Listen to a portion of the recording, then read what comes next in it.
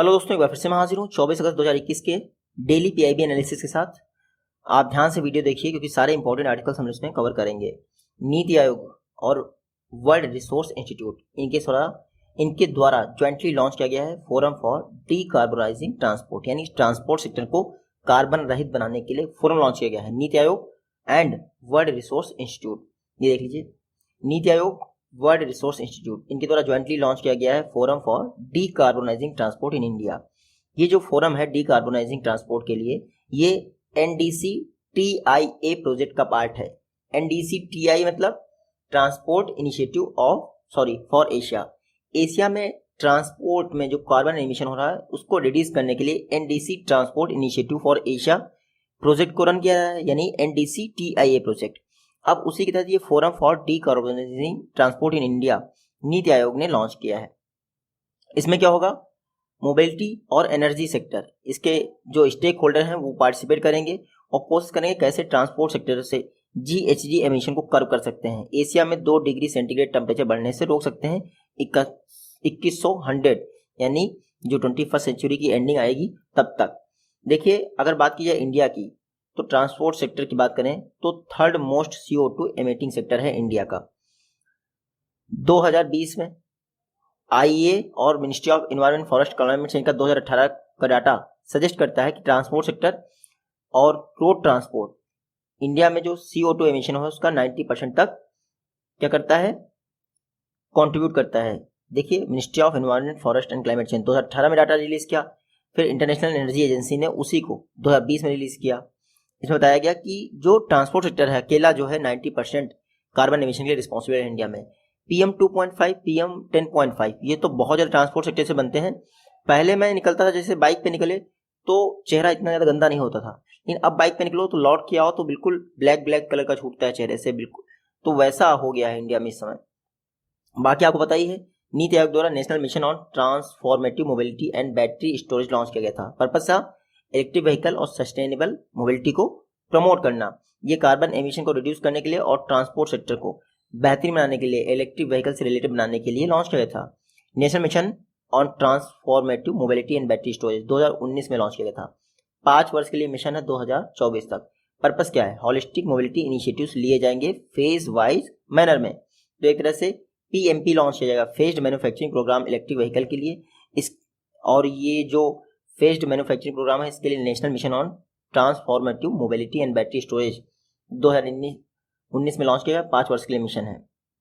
इसमें phased wise road map बनाएगी battery की मैन्युफैक्चरिंग के लिए, और बाकी असेंबली प्लांट्स 2019-20 तक, उसके बाद 21-22 तक सेल मैन्युफैक्चरिंग भी इंडिया में ही की जाएगी।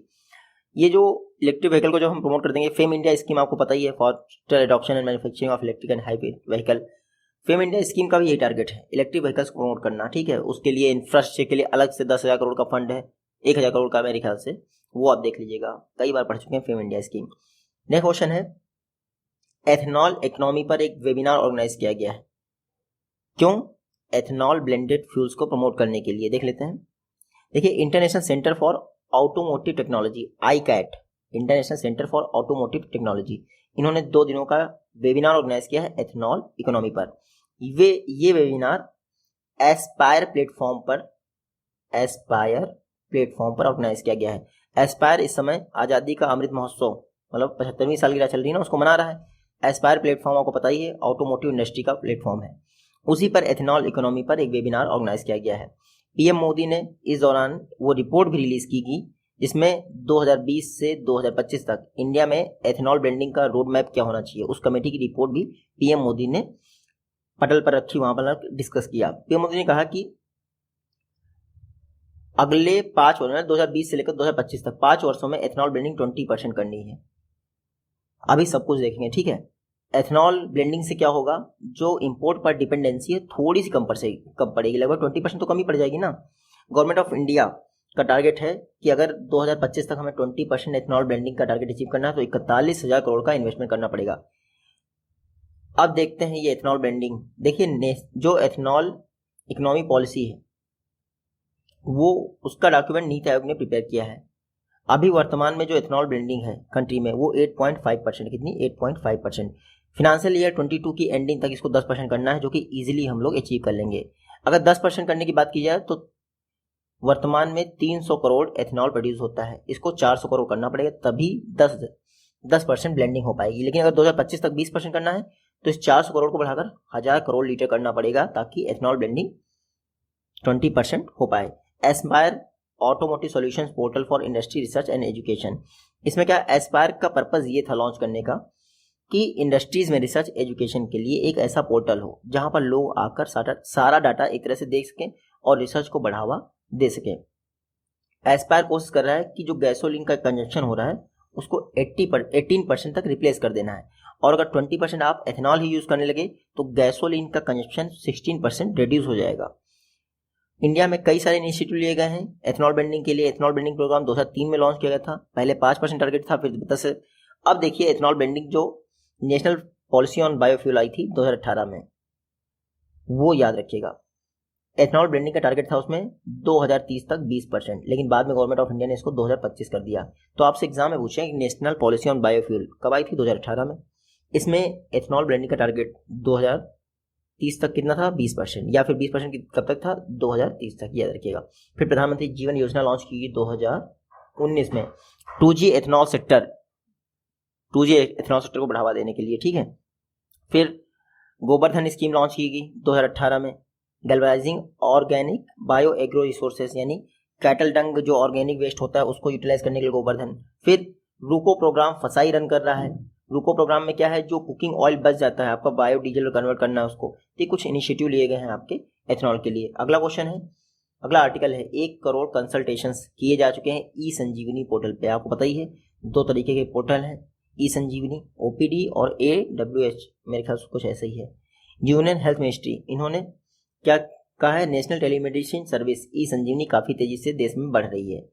अभी तक पूरे देश में 1 करोड़ तक कंसल्टेशन हो चुके हैं नेशनल टेलीमेडिसिन सर्विसेज के तहत। ई संजीवनी आपको पता है कोविड से पहले ही लॉन्च कर दिया गया था।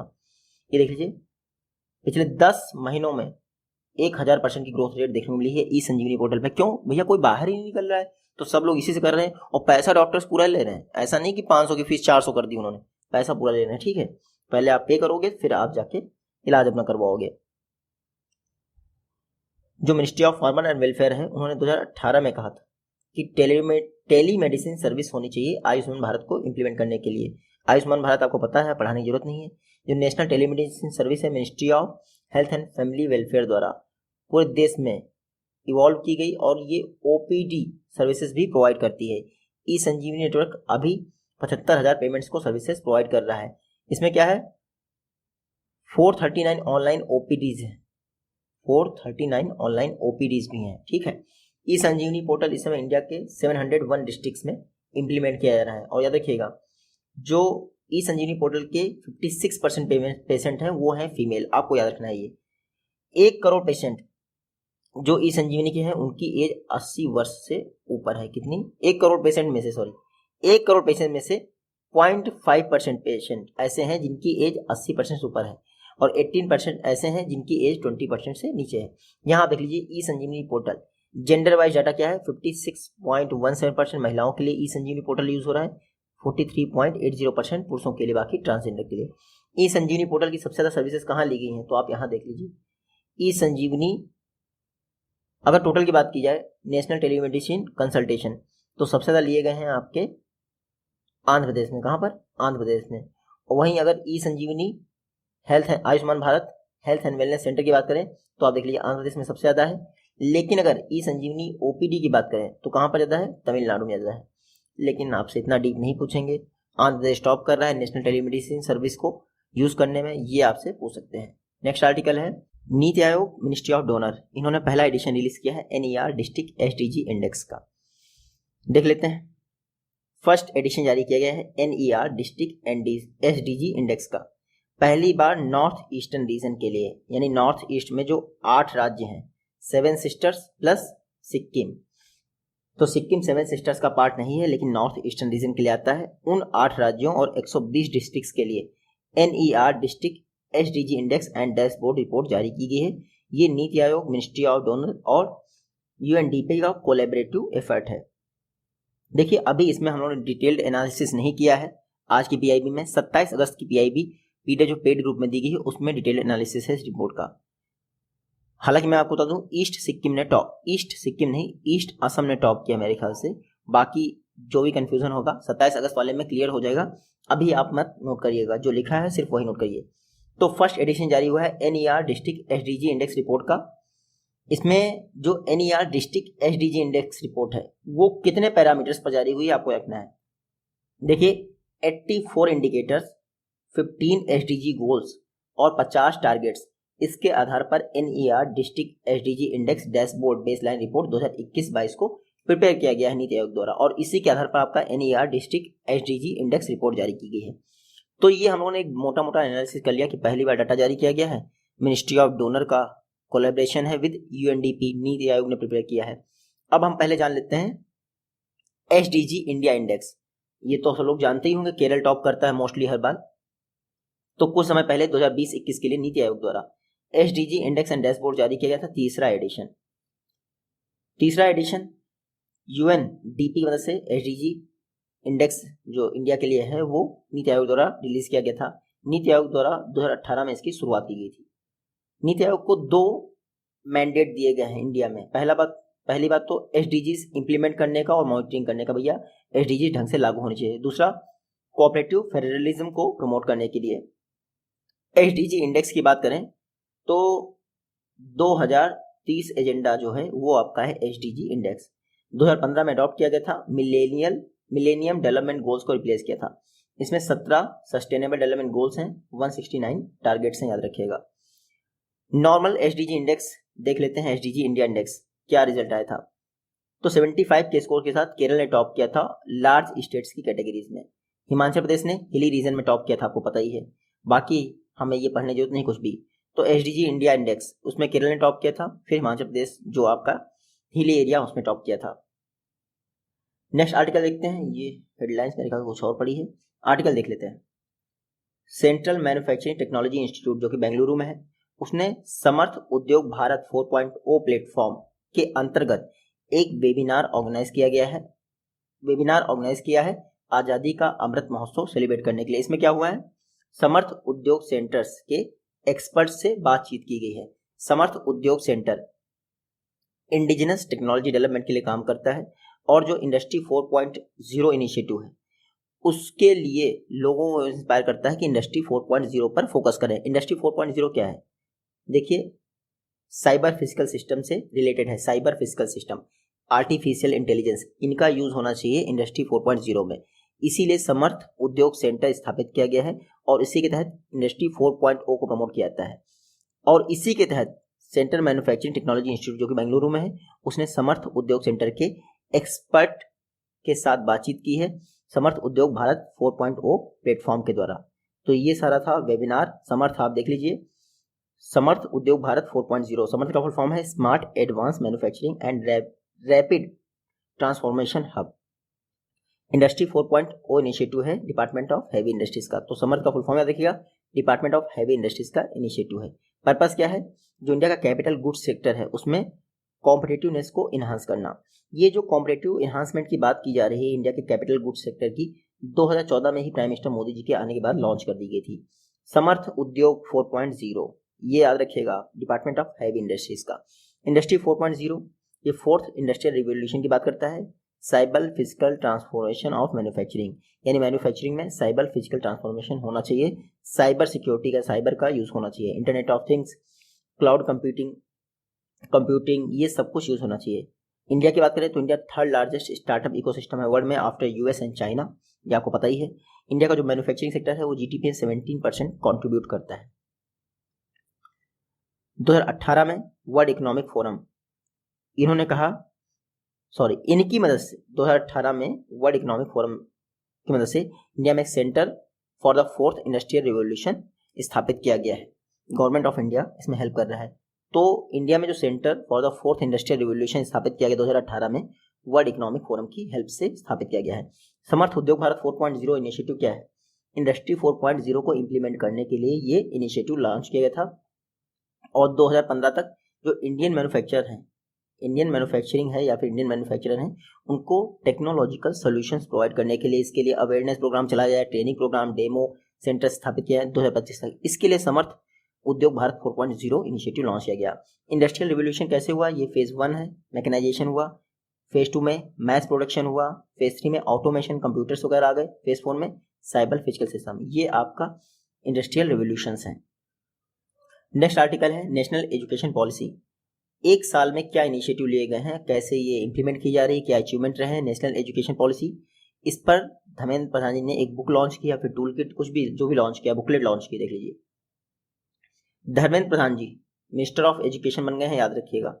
Minister of education Dharmendra Pradhan जी बन गए हैं। पहले कौन था, रमेश पोखरियाल निशंक जी।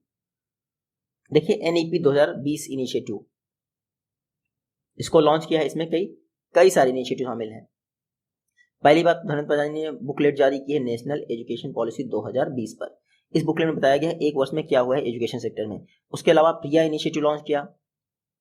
ये क्या है, प्रिया क्या है, एक्सेसिबिलिटी वॉरियर है, ई कॉमिक बुक है, ठीक है, ई कॉमिक कम एक्टिविटी बुक है। फिर virtual school of national institute of open schooling के वर्चुअल स्कूल्स होने चाहिए। फिर निपुण भारत मिशन, निपुण का फुल फॉर्म देख लीजिए, national initiative for proficiency in reading with understanding and numeracy. फिर विद्या प्रवेश, 3 महीने का स्कूल प्रिपरेशन मॉड्यूल है ग्रेड 1 के चिल्ड्रंस के लिए। तो याद रखिएगा पिछले एक वर्ष में जो डिपार्टमेंट ऑफ एजुकेशन है उसने 62 मेजर माइलस्टोन अचीव किए हैं नेशनल एजुकेशन पॉलिसी 2020 के तहत। ये देख लीजिए, यूनियन कैबिनेट द्वारा न्यू एजुकेशन पॉलिसी या फिर नेशनल एजुकेशन पॉलिसी को 2020 को अप्रूव कर दिया था स्कूल और कॉलेज लेवल के लिए। इससे पहले 2 एजुकेशन पॉलिसी आई हैं, याद रखिएगा। 6-8 को इंटरचेंज कर दीजिए, आपको दोनों एजुकेशन पॉलिसी मिल जाएंगी। पहले एजुकेशन पॉलिसी 68 में आई थी, दूसरी 86 में आई थी। बस 6-8 को इंटरचेंज करना है। पहले 6 आता है तो पहली आई थी 6-8 में, दूसरे नंबर पे 8-6 आता है तो दूसरी आई थी 8-6 में। बस इतना याद रखिएगा। एग्जाम में आपसे पूछेंगे तो सेकंड एजुकेशन पॉलिसी कब आई थी, फर्स्ट कब आई थी, आपको ईयर दे देंगे, मिलाना होगा, ये सब चीजें करते हैं वो लोग बेसिकली। जो एनईपी 2020 है उसमें स्कूल एजुकेशन के बारे में कहा गया है कि जो प्री स्कूल लेवल पर इनरोलमेंट रेशियो है, ग्रॉस इनरोलमेंट रेशियो 2030 तक को 100% करना है। और याद रखिएगा 2 करोड़ जो स्टूडेंट्स बाहर हैं स्कूलिंग सिस्टम से, उनको ओपन स्कूलिंग सिस्टम से जोड़ना है। 10+2 सिस्टम पहले था, इसको 5+3+3+4 कर दिया गया। तो 5+3+3+4 कर दिया गया। 3 से 8, 8 से 11, 11 से 14, 14 से 18। तो ग्रेजुएशन आपका 4 वर्ष करने की कोशिश की जा रही है। न्यू एजुकेशन पॉलिसी यानी नेशनल एजुकेशन पॉलिसी में कहा गया है कि जो हायर एजुकेशन है इसमें ग्रॉस एनरोलमेंट रेशियो 2035 तक बढ़ाकर कितना करना है, 50%। ये टर्म याद रखिएगा।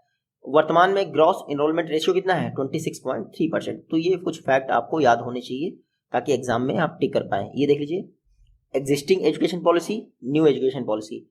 आप इस फिगर से थोड़ा सा पढ़ लीजिएगा, बेसिकली कुछ पढ़ने लायक है नहीं। मिलते हैं नेक्स्ट वीडियो, तब तक के लिए टेक केयर।